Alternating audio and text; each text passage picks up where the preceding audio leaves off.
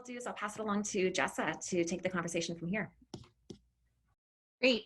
So for those who weren't at the initial meeting where we started to discuss what decent work means, and especially for what it means to people of York Region, I'll just kind of summarize. It really was centered around precarious work. And that's a term that encompasses all forms of employment that really leave people still struggling despite being employed. So it's an answer to any job is a good job, but no, we've got people who are earning low wages, who have no real job protection, the trends towards contract work, all of these things and the things that are denied to workers lead to what we call precarious employment. So some of the specifics that we talked about were paid sick leave, the lack of protected leave, which is extremely important in times of COVID, but as most people know are always important. So it's a lot of the things that we see that have been revealed by COVID are things that we want to make permanent for workers, not just for disaster mode, but to make life just more livable. So paid sick leave, safety codes for the labor force. So we've seen a lot of our private care workers, our personal care workers, and our frontline staff being denied the basic equipment that they need. But that's because, you know, we're finding that there's a lot of to be done about our safety codes. Working from home is a new kind of format that we're seeing a lot of people doing. We were discussing what that means for workers. What kind of protection will they have? We've seen employers lower wages for people who are working from home. So what kind of trends are we going to see? The emergency pay that was to our frontline workers was a concern of a lot of the people online. That pay is being clawed back. You know, it's a re-examining of who is essential in our workforce as well. So all of these things culminated in a statement that was put together. I think there's some things that we can kind of develop on that statement. It was the therefore that you included, Yvonne, on that email. I'm just going to read it just because it's a kind of a starting point.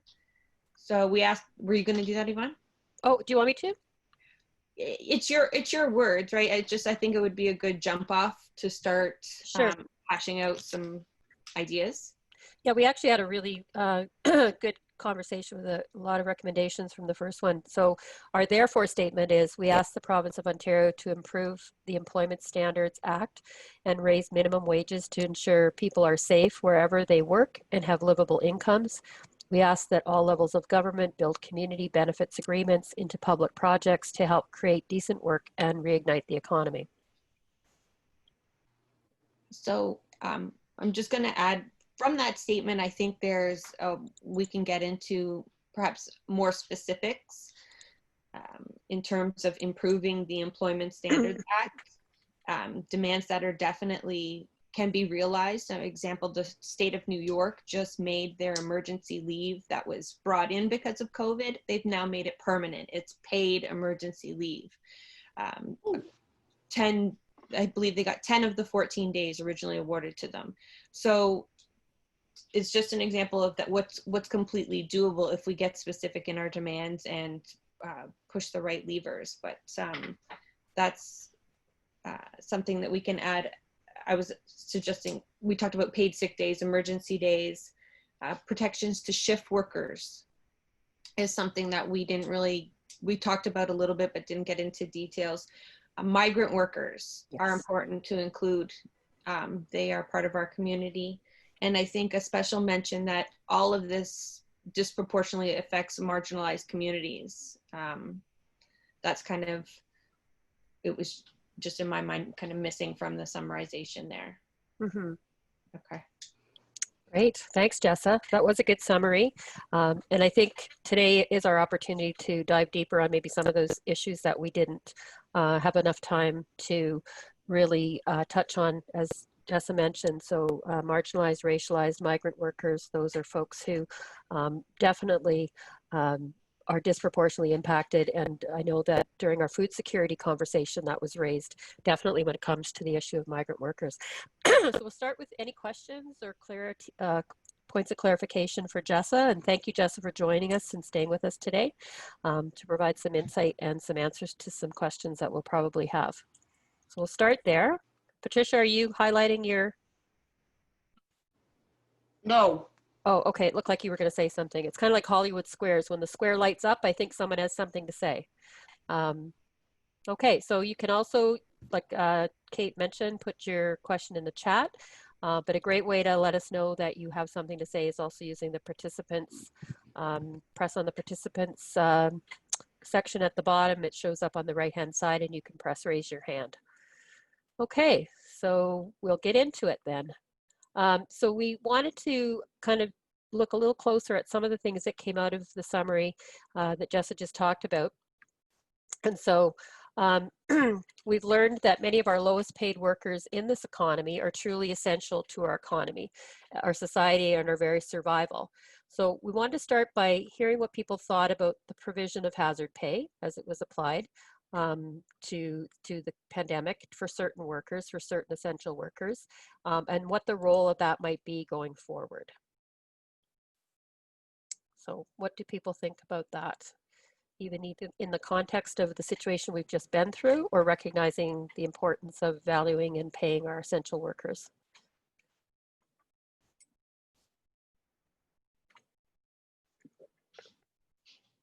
And this is where we need to have a $50 prize for the first person, because it's always a little bit of a lag time here. Hi, Janice here. How are you? Hi, Janice. There you go. Talk to Sean about your $50. He'll get it for you. Exactly. So I let myself up, and you just said that, so it must be true, right? Yeah. In regards to that, I do agree. I don't know if you want to call it hazard pay, but I do agree with certain essential workers, including PSWs, who do a vast amount of work, and maybe they'll get just a little bit above minimum wage. So I don't know how you can word it, but I do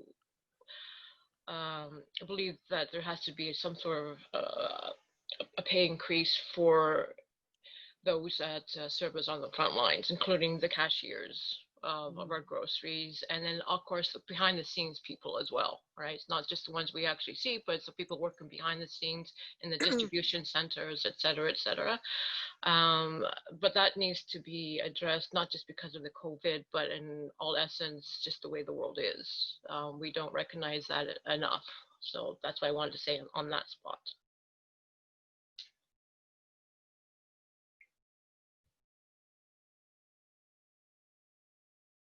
You're muted, Yvonne. Thank you. So I said, thank you, Janice. And what do others see this looking like as we go forward? What did we learn about essential workers, who they are, and what can be done? Sean, I also think it's worth keeping in mind a couple of practical things, which is that people I deal with, in particular in healthcare, are finding it hard to get people back to work right now. That it is, there is meaningful risk involved. It is demanding work right now, and not everybody is particularly eager at barely survivable wages to take those chances and work at that speed and volume. And so there is a bit of a skill shortage that's resulting from the disappearance of that support. Thanks, Sean.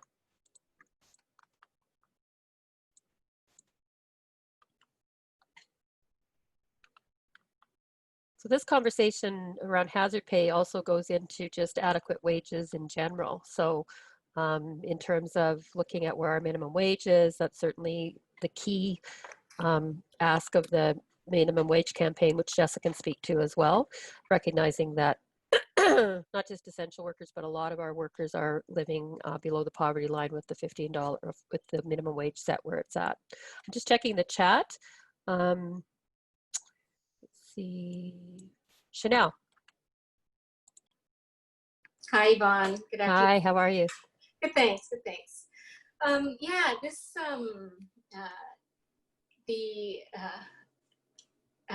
because of the pandemic, I think there's an opportunity to open the discussion on really what's been an ongoing problem in terms of the devaluation of care work. I think there's been a proliferation of understanding around different types of essential work. And I don't, I think if you asked any of us, 8 months ago, 6 months ago, our definition of essential work, it would have been very different. So going through this, I think has opened up the door to rethink and to reevaluate where what those definitions are and where our priorities are. And along with that, I think it's so important that we do add an intersectional gender lens to this work. Because again, if we look at the numbers in terms of care workers and other essential workers that are women or women identifying, if we look at the number of racialized individuals, again, involved in these sectors, I think there's another level of analysis and understanding. So again, the fact that was brought up earlier by Jessa around making it a little bit more explicit in the call for action or whatever statement we're putting forward, the importance of recognizing marginalized groups. I think part of that could be, let's apply an intersectional gender lens to this so that we're really ensuring that we're capturing the experiences of those that are, trying to survive and thrive within this new reality. And the other point I'd like to make is that, what other supports for workers can we also offer? So yes, obviously income security is there, but, taking again, a holistic approach to it in terms of, mental health supports, is it other ways of, again, getting direct supports regarding childcare or transportation or elder care, or so, just taking a holistic approach in terms of decent work and what people are actually experiencing. Yeah, those are a few of my thoughts. Those are great. Thank you very much, Chanel, for that. And I think what's not lost on any of us is a lot of your recommendations, again, about the gender and racial intersections of who are doing these jobs, how essential care work is, and then the considerations for workers in terms of the care that they also need to provide in addition to working for their own family, for themselves, to stay healthy mentally and physically, and take care of generations of their children, their grandparents, that kind of thing. Did you want to add anything to that, Jessa, before we kind of go? Oh, Janice has something else, or Janice, are you just saying yes, thumbs up? No, yes, this is my hands up, actually. Okay, go ahead. I just wanted to add to that with what Chanel has been saying. This is what I kind of was thinking when she was speaking, was the part about, I don't know if this is what she's trying to say, but defining what the actual job is and attaching a specific pay range for that particular job. And what I mean by that is what I have noticed in the past decade is that we want a receptionist. Okay, so we're going to pay you a receptionist wage. However, I also want you to do order desk, and I also want you to do accounts payable. So therefore, the employers are getting around certain things because, accounts payable clerk is like 40 grand a year, order desk is like 40 grand a year, but I'm going to pay you $23,000 because I'm hiring you as a receptionist, and I find a problem within that. So like I know that, what do you call it, the government employment search database at one point does have this little thing with the receptionist and what's included in all that, and this is much the pay range, but the regular public or private sectors don't actually adhere to that. They just go with what, hey, you know what, I want you to do a whole bunch of things, but you know what, I'm hiring you as a receptionist, or this for I'm paying you $23,000. And the problem with that is people, because we're so desperate for jobs, we're going to take that. And that's a shame that we don't realize our own self-worth and try to negotiate something different. That's what I wanted to say. Yeah, and I'm glad you brought that up because it's not something that's necessarily obviously top of mind or obvious. And you're right, people will take and maybe actually even think, well, that's good. They trust me with these higher order responsibilities. But to your point, I mean, they're paying someone for paying one wage and expecting a whole lot more. So unless you are aware of that. And even if you are aware of that as an individual person, it's hard to push back and say to your employer, well, you know, this isn't what I was hired to do. So good. And another gendered situation for sure. Jessa, did you want to jump in? Yeah, just to 2 points. Well, I'll speak to the 2 speakers that came on there. Just want to caution against, you know, using the term hazard essential pay, because I think what we found during COVID is that all workers are essential. And that's why it actually makes our job easier when we make sure to include all workers in our fight, and one of the solutions to that is raising the minimum wage, because that does raise everybody's wages. Ideally, that's the idea. And using the lens that Chanel talked about, we know that minimum wage workers are predominantly women, women of color, and immigrants make up a large proportion of people on minimum wage. So that is one place to, you know, really focus our efforts in terms of trying to lift all workers up by pay. It also erases the difficulty of trying to define what is essential, who is a frontline worker, because we're finding outbreaks in factories that, I mean, we wouldn't normally label them as frontline workers, but it's clear that they are coming into contact with the virus or, you know, different hazards, and all workers face hazards all the time. So that's why all this work has to be permanent. And just to, Janice brought up a point that affects, I'm sure a lot of people have experienced that in their workplace at one point or another. You were hired for one thing and you end up doing another. It's very common for employers to operate on understaffed kind of mentality all the time, rather than replacing hires. You'll ask anyone who works at Walmart, they're always having to restock shelves as well as their job because we're short a person. This is intentional. One of the best defenses to that is strengthening the Employment Standards Act, but that's difficult because you have to go piece by piece for each sector typically. The best solution to that is to make unions more easy to form and join for workers, so that they don't have to bargain something like that on a one-on-one basis when we see a imbalance of power that makes it very difficult to remedy that, even with the Employment Standards Act in place. So unionize. Thanks, Jessa, for that. I'm just going back to my regular screen. Did anyone else have a comment to make? And I just had a wrap-up comment, and then we'll move on to a next question for consideration, but I don't want to miss anyone. I do. Pat, there you go. Your Hollywood square lit up for me that time. Go ahead. You're muted, though. Now you're muted.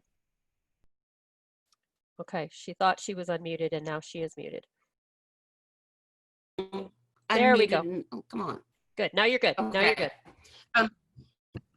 Just with regard to both Janice and Jessa, and Jessa's thing about strengthening the ESA, the one really hidden group in all this are those who are nannies, housekeepers, and they so often are really, really abused in terms of hired for one thing and expected to do everything else.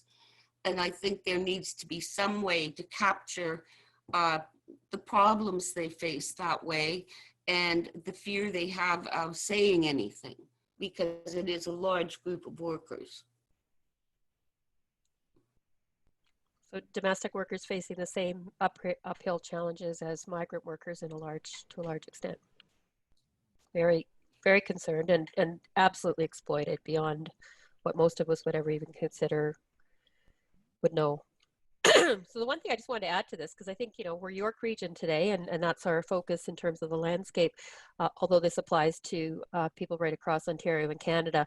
But I think it might come to a surprise. Maybe it doesn't come as a surprise any longer, but McMaster University and United Way did a report on precarious work. They've done 2 now. The first one, known as the PEPSO report, looking at Toronto and the GTA.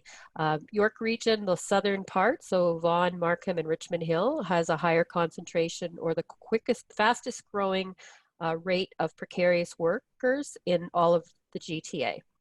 So if we think that that's not an issue for us here in York Region, we'd be sadly mistaken. So I think we have to remember that, because I think, again, a lot of times the narrative about York Region is, well, there's some people who are homeless and there's a few people who are struggling, and there's some of those there's precarious workers everywhere. But we have a significant issue because of a large number of people coming to Canada as newcomers, and that's the predominant, and women, especially in the southern part of the region. So we have to really look at this from a serious perspective, because it has all kinds of implications for families and students and everyone that we work with.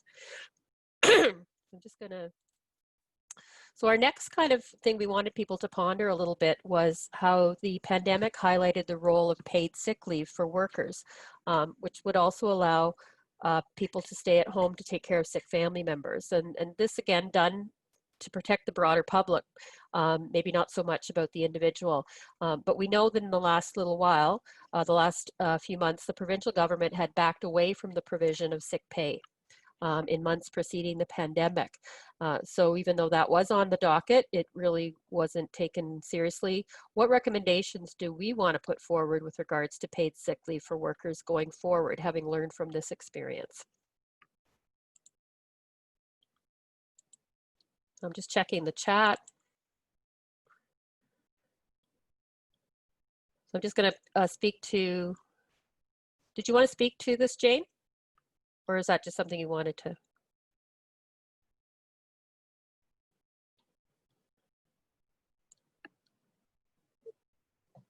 There you go. You'd already moved on to another question. I was a little slow, so. That's okay. Go ahead. Go ahead. Okay, so it was just a thought for people working in long-term care that previously may have been working 2 and 3 jobs in order to make sufficient funds and are now restricted to one place of employment. That has significant impact on the hours that they're working and the amount of money that they are able to make. And I'm wondering, because there is a lot of rethinking going on about long-term care, whether that's an opportunity. Because I think it has significant impact on a lot of people, and at least I'm pretty sure it would. So I'm just wondering what kind of data there is about how many people are impacted, and what efforts might be underway. Thanks, Jane. I think that is a really good example, because I think a lot of times people don't think about the missed pay because people are trying or needing to travel between jobs as well. So it's not even, it's security, it's exposure, it's health, but it's also, if I can work in one place and get there every day and get home, that just changes my life. Kianush, yeah, sorry, Sean. Yep. And just on that, because I think it's a really critically important point, a couple of things. And one is that a colleague of mine is publishing a paper through CD Howe, I think early next week, that looks a bit at exactly those questions of how you make long-term care and support systems work more effectively. And certainly the pattern in all the research up to now, and what he also found is that one of the things that's critically important to positive outcomes for seniors is continuity of care, and continuity of staffing. And we have this bizarre, perverse incentive to try and promote part-time work because it evades benefits, when in fact the health outcomes are better if you evade that incentive to part-time work and establish full-time hours for people that are good enough and well paid enough to keep people in those jobs over the long term. So I think you're dead right.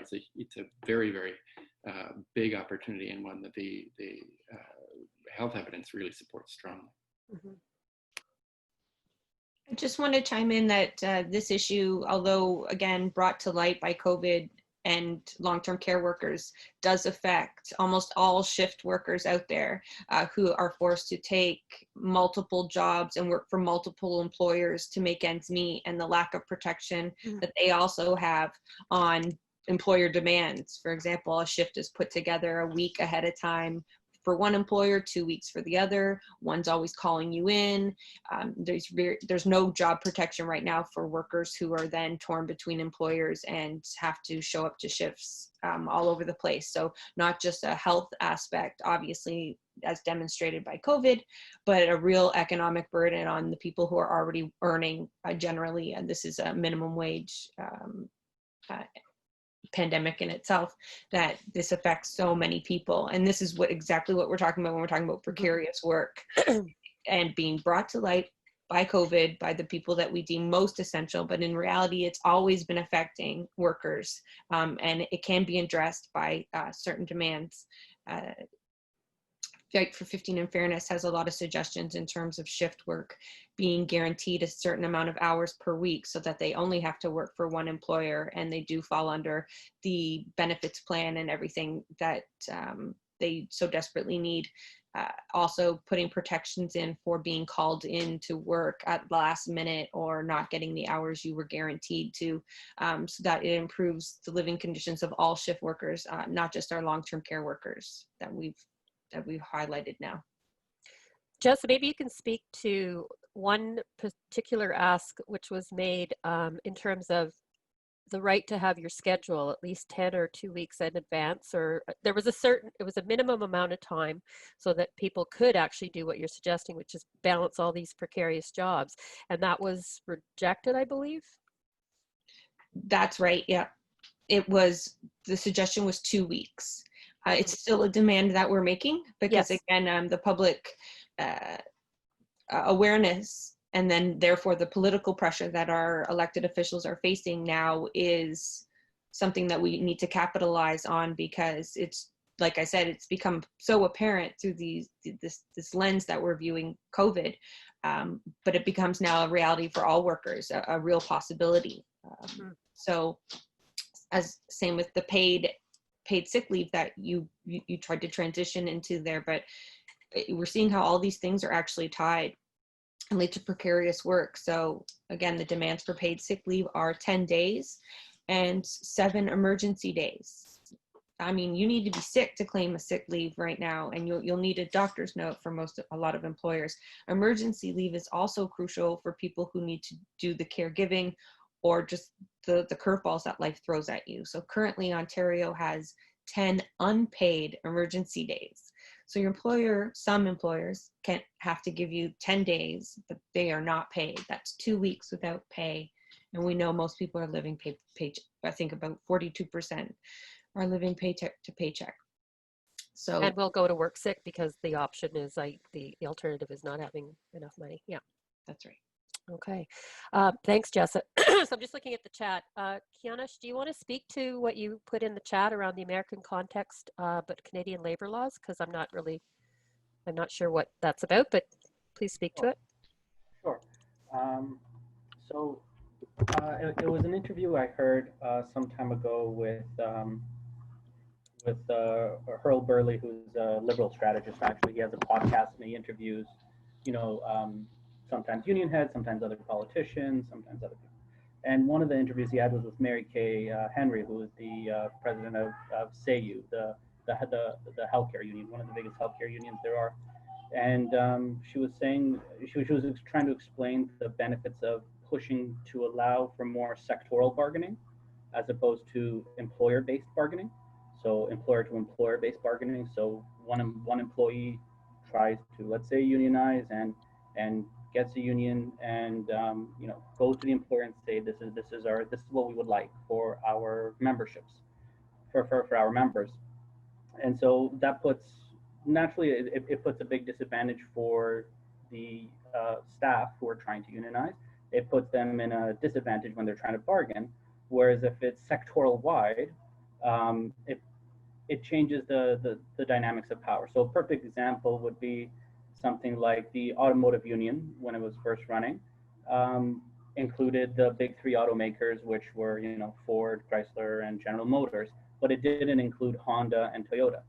So those automakers, they were unionized, and the staff earned good wages, and the middle class burgeoned at that time.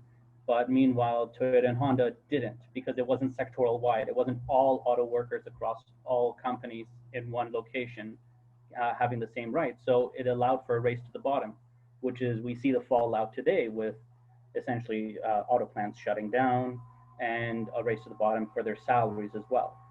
So sectoral bargaining changes a little bit changes the dynamic of who has the power in that relationship, and to make it a little bit more equal.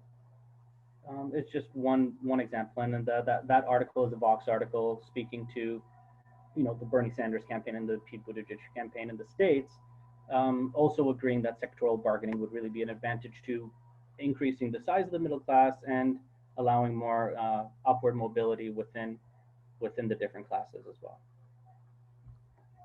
That's great. Yet another perspective. So thank you for sharing that. So we're kind of back and forth between a couple of issues because I think precarious work has really caught people's attention, especially given the long-term care situation. But as Jess has pointed out, this is not anything new. People are now realizing just how that strains families and individual workers, and always has, since precarious work became really part of the norm. So do people want to make comments about what recommendations we could see making as progressive policy around precarious work in general? And then our next kind of piece to consider is around paid sick leave. So I think we'll finish off with the precarious work part, and then we'll see what people are thinking would be reasonable policy directions to suggest around paid sick leave. So not everybody at once.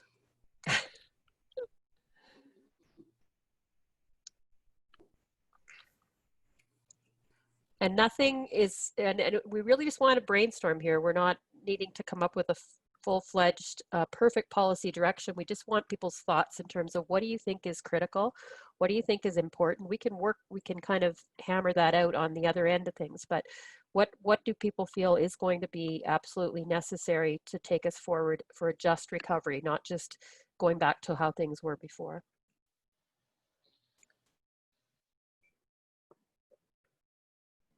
Oh, Chanel. Okay, I'll speak again. Sometimes I'm wondering about taking up space, so okay, I'll go. What I would also love to delve into, and I think it's already in your drafted statement, the idea around community benefits. So again, I think it's really important in York Region to keep work close to home. I hear stories about people commuting, and I hear stories about the hardship around transportation and the different lines and the times, and it's just again contributes to, especially if it is shift work, it adds to the hardship when our transit system, is as it is, and they're commuting. So I would love to see ways that we can build in community benefits in the region. So again, whatever infrastructure projects are here, again, you have that incentive to hire locally, train locally, and build, again, decent work, sustainable work for those in the community. So again, I know it's in there already, but just wanting to know if we can flesh that out more. And again, I imagine I imagine and hope that there is conversation around community benefits already, and maybe that I'm not aware of. So again, is it a matter of, again, joining this call or adding to what's already happening out there? I just Thanks. want to, yeah, sorry. go ahead. Yep, no, go ahead. Sorry about that. Nope. I just wanted to say that I back up that motion with Chanel, what she just said, because I was blessed that most of my life, I lived in Richmond Hill. I worked in Richmond Hill. I went home for lunch. It was like 10, 15 minutes away. At that time I had 2 children, or I still have 2 children, but young children. And I had a dog, so I was able to go home at lunchtime, let the dog out, have my lunch, have my peace and quiet, just to get away from the toxicity of that. So I back that up. I'm all for that. I have had work when I worked down at Cumberland Terrace. I didn't, when I just had a newborn child. I was lucky at that point that I had an in-law to look after that child, but I couldn't. On the nights, on Thursdays and Friday nights, I would go pick up my child. She was sleeping. I put her to bed. So I didn't have any sort of time with that child. So I'm just saying I definitely back that up. And any way we can do that, that'd be awesome. Thanks, Jane. And I also noticed that, or Janice, sorry. Okay. Oh, thanks. This is I seen Janice's name in the chat, but it's Jane. So did you want to speak to that, Jane? And then I also have Kianush and Sean and Jessa on my speakers list. You're muted, Jane. Prior to the current government coming in, there was a lot of progress that was made around precarious work. And due to the research that was telling a pretty compelling story, and I think the whole narrative around precarious work had got a lot of traction. And so there were a lot of things that were put in place that were promptly reversed when the new government came in. And I wonder if it's worth going back to look at what some of those things were and to see their continued relevance, and then what else has changed since then that may need to be added. Thanks, Jane. I'm just going to take another comment from Kinush, and then I'm going to get Jessa for you to respond to that as well, because you know very well the things that were adopted, the things that were rolled back, and what the relevance would be of revisiting that. Kinush, did you have another comment? Because I know you had your hand up, but I didn't notice it at the time. Just very briefly from a high level, I think underlying all the issues that are associated with precarious work, underpay, and other employment-related issues that affect the working class particularly, as well as other classes, would be the decrease in unionization rates. So I think without strong unions, it becomes an uphill battle, a constant pushing the boulder uphill in order to get what workers need. And so I think whatever could be done from a policy advocacy perspective to push for policies that make it easier to unionize, and like the sectoral bargaining, for example, or other tinkering of the labor code in order to facilitate easier unionization without retribution, would be beneficial, as well as pushing for the ability to strike when needed without legislation coming down to put people back to work, which regularly goes through the legal hurdles it has to in order to finally realize that, oh yeah, that legislation wasn't legal a year after the fact that it was passed. And so time after time, Air Canada, Canada Post, a number of different workplaces go on strike and they're mandated back to work. And it turns out after they were mandated that, oh, they weren't actually supposed to be mandated back to work.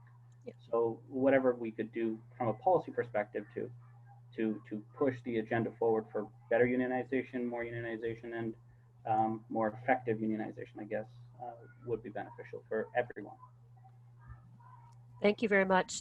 We're heading into a bit of a conversation around community benefits from the chat. I can see.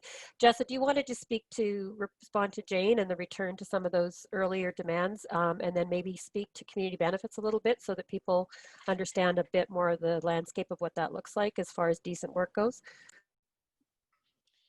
Yeah, so Jane, you're completely correct. There were a lot of great things that were on the table that were rescinded as soon as Ford came to power. He undid Bill 47. What had been passed was 2 paid sick days. So Ontarians had that for maybe 2 months. I can't really remember, but we did have 2 paid sick days. Personal leave days were rolled back, paid personal leave days.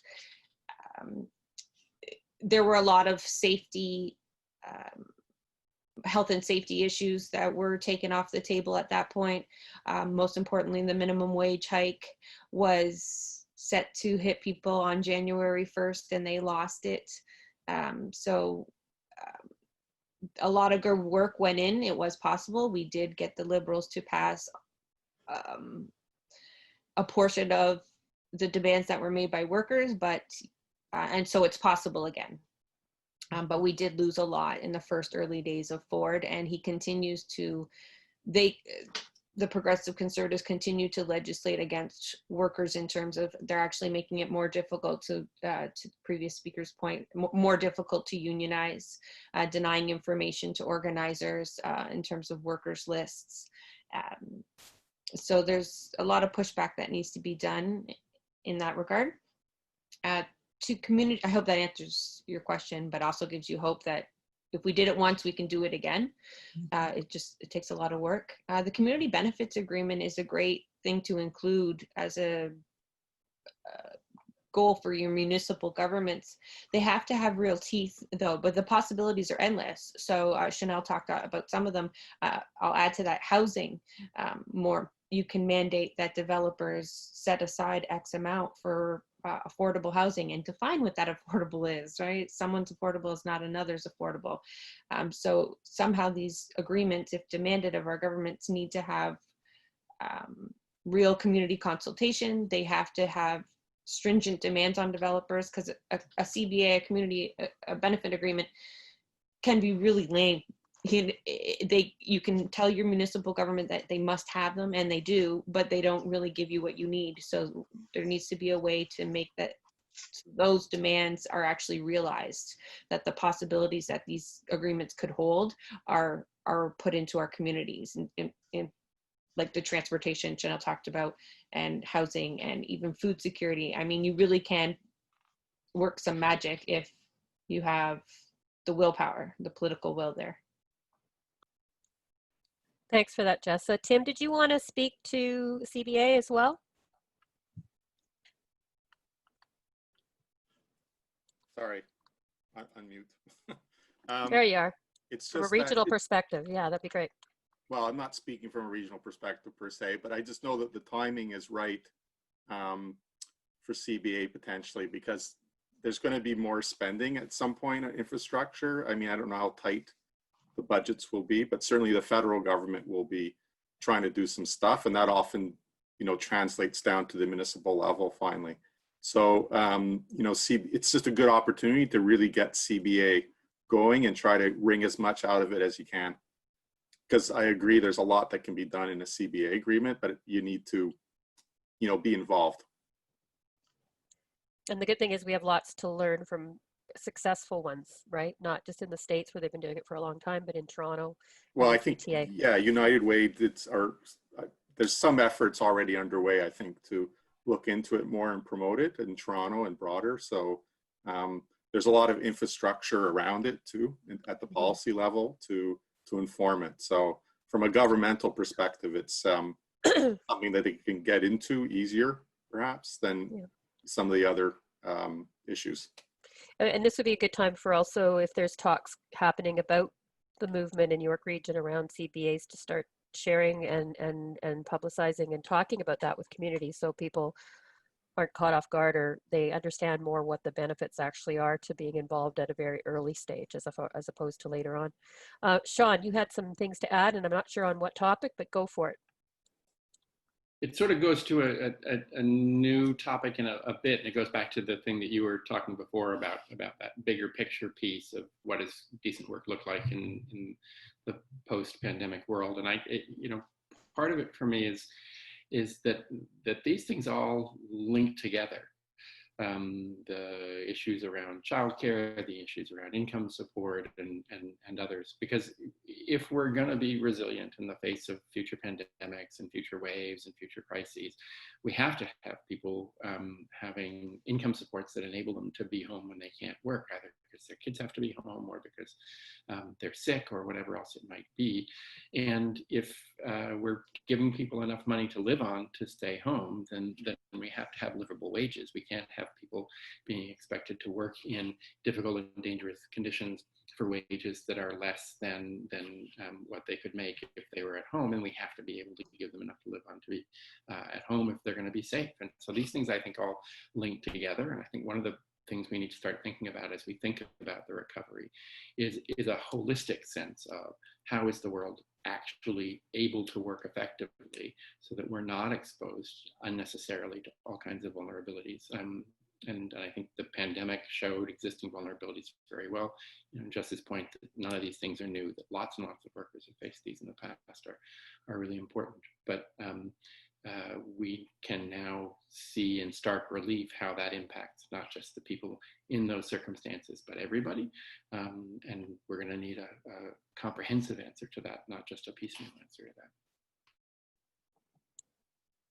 Thanks, Sean. And that also reaffirms our reason for looking at all of these 5 areas, but recognizing the interdependence, so that when we come together to kind of write up our policy directions, that we'll be able to say how all of those things weave together. Dennis, you've mentioned something I think that's quite important in the chat around precarious part-time work and benefits. Can you speak to that briefly? Yeah, sure. Can I just say a word about community benefits first, though, because I was speaking to a group at York University back in February. I forget the name of the conference, but it was all about community benefits and agreements. And one of the things that is notable about most community benefits agreements so far is that they've been negotiated fairly late in the process, these big, large projects. And it doesn't really allow the community the full scope of negotiating subjects that would otherwise be available. For example, not that there's anything wrong with these, but most community benefit agreements that have happened as a result of large projects in Ontario, for example, have kind of been limited to the conditions of training, apprenticeship, and hiring locally and things. Those are all good, but there are a whole range of other community benefits that have to be thought about much farther in advance, like years in advance. For example, we all know that community hubs, well, at least prior to COVID at least, did have some really positive benefits. And one of the things that's notable about York Region, unlike Toronto, is we really don't have any community centers here in York Region. We have recreational centers. But if you wanted to negotiate around some of these big infrastructure projects and get community hubs built for nonprofits to sort of, work osmotically with each other, you'd really have to start negotiating that kind of an arrangement well in advance of when most community benefit agreements come up for discussion. So that would have to be sort of a collective initiative taken by people in a certain region to get that on the table before the actual proposals were sort of thrown out there about, okay, we're going to build a bunch more bridges on Highway 404 or whatever. The other thing that I just sent a chat message around was a systemic issue that really contributes to this whole thing that Sean was talking about, the sort of interplay of various factors that make life precarious, not just a precarious employment. But there's still a systemic issue out there in that most insurance companies will not agree to, or they restrict their benefits plans to full-time employees. And below a certain number of hours a week, an employee is not even eligible for those benefit plans. And as long as that remains in, I mean, I presume it could be addressed by amendments to the Insurance Act to kind of make that impossible. But as long as that exists, that's one heck of a financial incentive for employers who don't, shall we say, care about whether their workers are full-time or not. It's a heck of a financial incentive for them to opt for part-time employees rather than smaller number of full-time employees. So that just contributes to the whole realm of precarious employment out there. And it's really quite a substantial factor. Anybody who has ever looked at the cost of benefits can be quite significant. And of course, they really do level out the rough parts in people's lives. So if you really want to look after people, they've got to have some kind of benefits. I mean, we see this discussion being reflected in the States right now because of all the people that have lost employment, and with that, their health insurance. And, finally, there's, maybe the kind of numbers in the States is actually going to bring them around to accepting, single payer system, because too many people have lost their employment, and with it, all the family health benefits they so relied upon.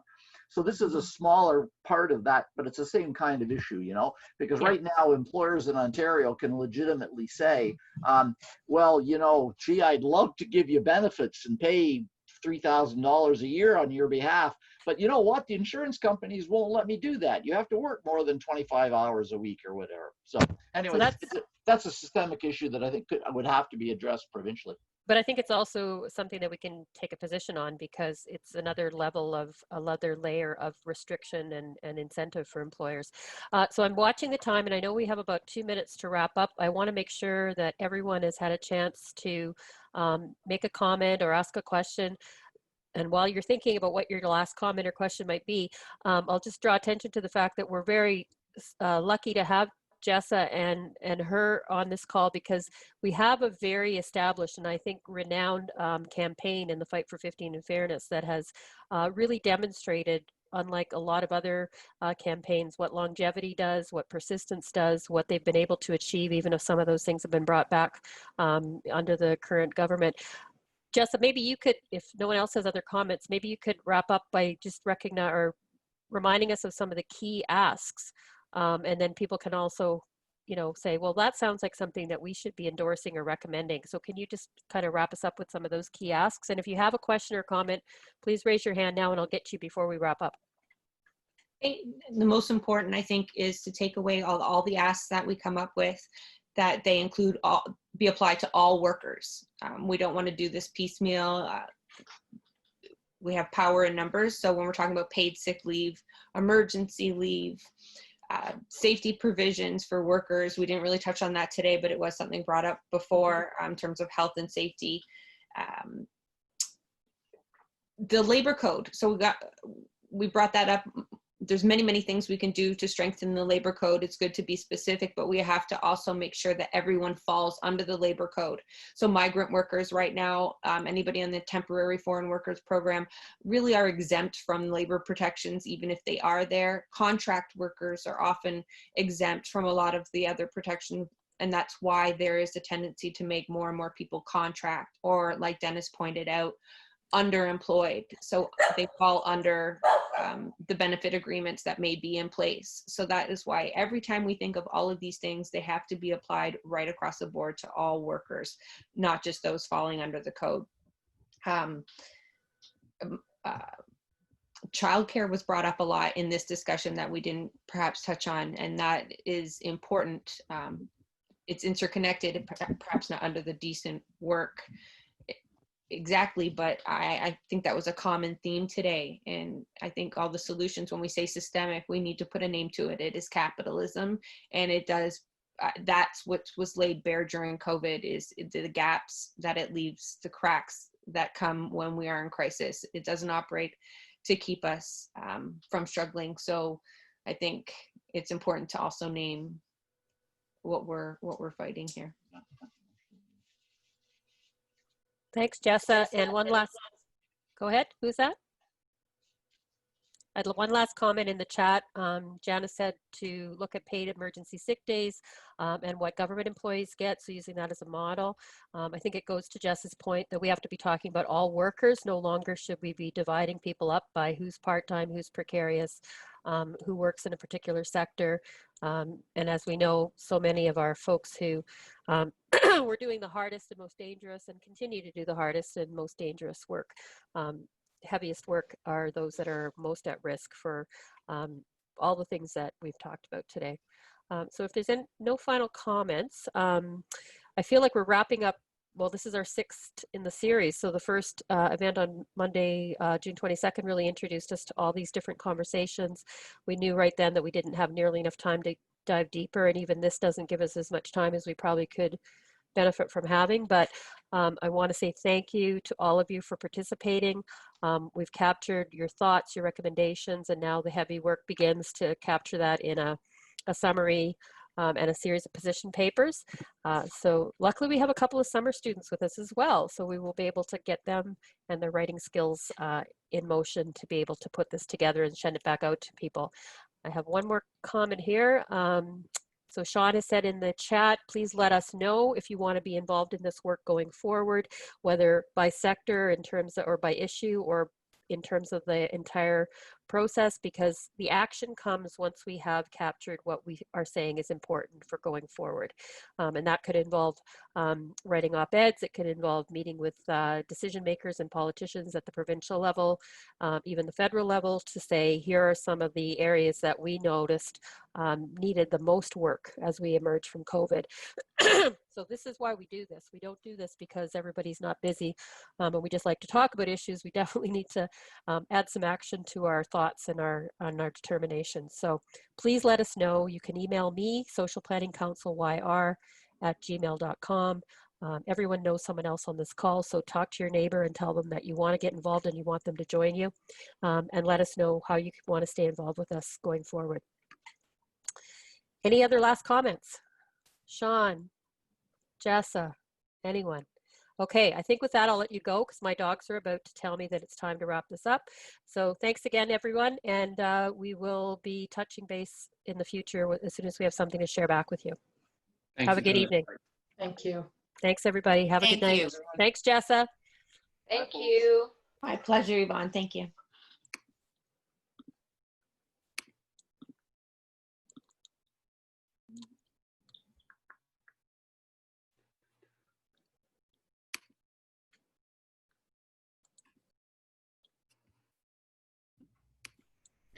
So just wanted to touch, should we do a small group meeting to kind of start to, like Yvonne, I know you've sent around your notes. I'm gonna spend some time towards the end of the week to add my notes onto what you shared previously. Yeah. And then we arrange, we can bring in Granit and Jordan and arrange a time next week to kind of sit down, decompress, and come up with, really understand what it is we're here for and how we want to move things forward.